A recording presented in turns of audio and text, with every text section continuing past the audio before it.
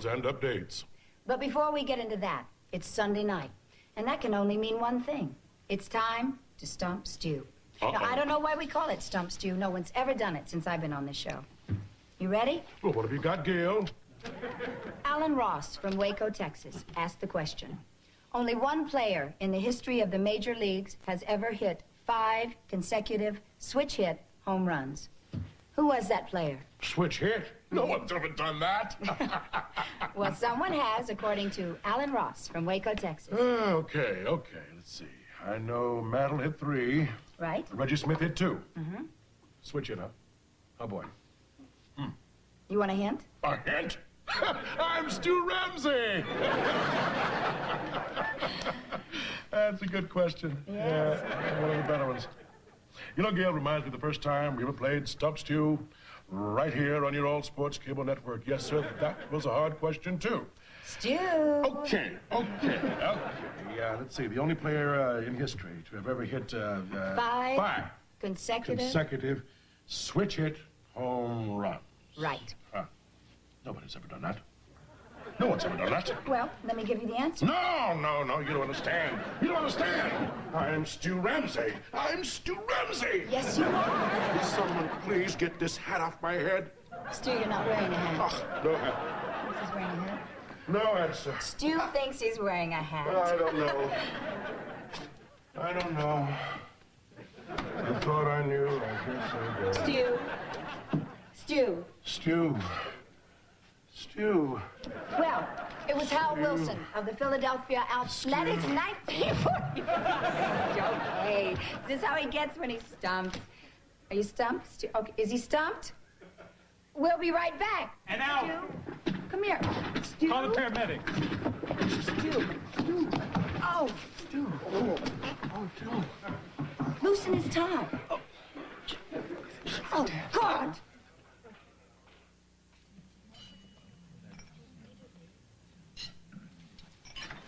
Beautiful funeral, everybody.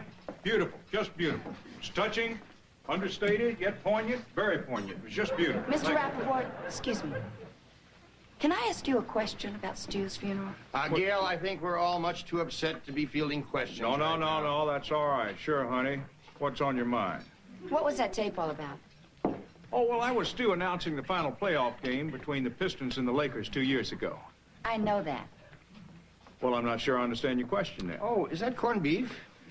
My question is, why did you have them play it at the cemetery? Oh, well, I just figured it'd be a nice touch, you know, to hear his voice one last time. While they were lowering him into the ground, hearing him scream, "Here it is, the Hail Mary, it's on its way, it's coming down, it's in, yes, yes, yes!" Super game, huh? Oh, boy, I tell you, I'm gonna miss him. But you know, Gail, as long as we're talking, I do have to tell you that you've just been doing a super job for us. You're sharp, you do your homework, you show a lot of grace under pressure. Very much, I imagine, like Rose Kennedy might have had she remained single and become a sportscaster on cable television. That's why I'm going to give you total approval on Stu's replacement. I really appreciate that, Mr. Rappaport. Well, I know how much he meant to you. Yeah, I miss him. Remember this man? They say he had it all. #1 draft pick from the University of Miami, he was Joe Namath's favorite target the year the Jets won the Super Bowl. With his boyish charm and carefree spirit, the future looked bright for downtown Bobby Tannen. And the Wichita lineman is still on the line. But 2 years later, the impulsive Bobby shocked the world when he quit football to manage the career of his new bride, Yvonne Pamplona. 3 weeks later, a confused Bobby, still reeling from the divorce, made a comeback with the LA Rams, which was cut short when the now moody Bobby punched a reporter and became the incarcerated Bobby when he disagreed with a judge about his tax bill. A now desperate Bobby joined the Oakland Raiders until he wrote that telltale book. Bobby Tannen is a little worm. He wrecked my home life. That's why he broke his legs and tore his face off. I'd do it again if I knew where he was. Well, we know where he is.